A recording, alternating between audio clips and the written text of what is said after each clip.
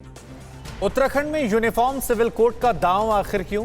उत्तराखंड में प्रचार के आखिरी दिन कैसे हुआ खेला और पंजाब चुनावों में नया फैक्टर क्या है?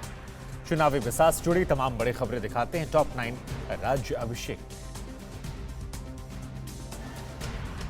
सीएम पुष्कर धामी ने सबसे बड़ा चुनावी दाव खेल दिया है। उन्होंने कहा कि इस बार शपथ ग्रहण करते ही समान नागरिक संहिता के लिए कमेटी बनाएंगे और रायशुमारी से ड्राफ्ट तैयार करेंगे। यूनिफॉर्म सिविल कोड से सामाजिक सद्भाव, लैंगिक न्याय और महिला सशक्तिकरण को मजबूती मिलेगी।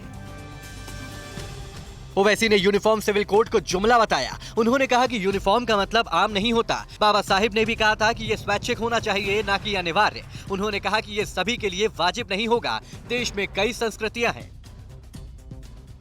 रुद्रपुर में पीएम मोदी ने कहा कि कांग्रेस ने भारत की वैक्सीन को लगातार बदनाम किया। जिस राज्य ने कांग्रेस को एक बार सत्ता से बेदखल किया, फिर घुसने नहीं दिया, उत्तराखंड के पास भी मौका है। उन्होंने उत्तराखंड में अगले 10 साल के लिए डबल इंजन सरकार बेहद जरूरी बताया।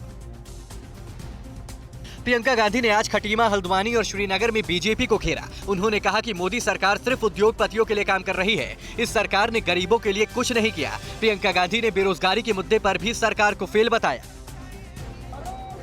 धनौल्टी, रायपुर और सहसपुर की रैलियों में अमित शाह ने 4 धाम 4 काम का नारा दिया। उन्होंने प्रियंका गांधी से पूछा कि आपकी तो चौथी पीढ़ी है, हर पीढ़ी में एक एक काम करते तो उत्तराखंड में बीजेपी के लिए कोई काम नहीं बचता। बागेश्वर के कपकाकोट में राजनाथ सिंह ने कहा कि अटल बिहारी वाजपेयी ने उत्तराखंड को विशेष राज्य का दर्जा दिया था, जिसे कांग्रेस ने खत्म कर दिया। उन्होंने राष्ट्रवाद का मुद्दा भी उठाया और कहा कि देश की सीमाएं बीजेपी सरकार में ही सुरक्षित है। सीएम योगी ने आज उत्तराखंड के टिहरी, प्रतापनगर और कोटद्वार में कहा कि भाई बहन जहां नहीं डूबे, वहां भी कांग्रेस को डुबा रहे हैं। खुद मालूम नहीं कि हिंदू है या नहीं, पर हिंदू की व्याख्या कर रहे हैं। ऐसे में इन्हें सत्ता में आने का कोई अधिकार नहीं है।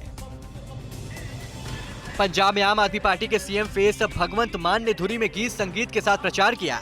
उन्होंने अपने साथी कलाकार के साथ गाना गाकर मतदाताओं को लुभाया।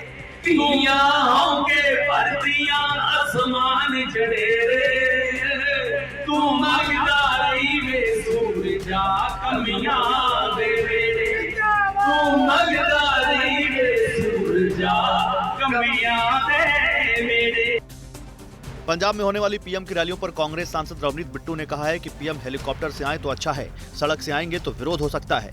इस पर बीजेपी महासचिव तरुण चुग ने कहा कि पीएम के पिछले दौरे में खूनी षड्यंत्र हुआ और अब फिर कांग्रेस लोगों को उकसा रही है। परवाह देश की, सोमवार से शुक्रवार रात 10 बजे TV9 भारतवर्ष पर।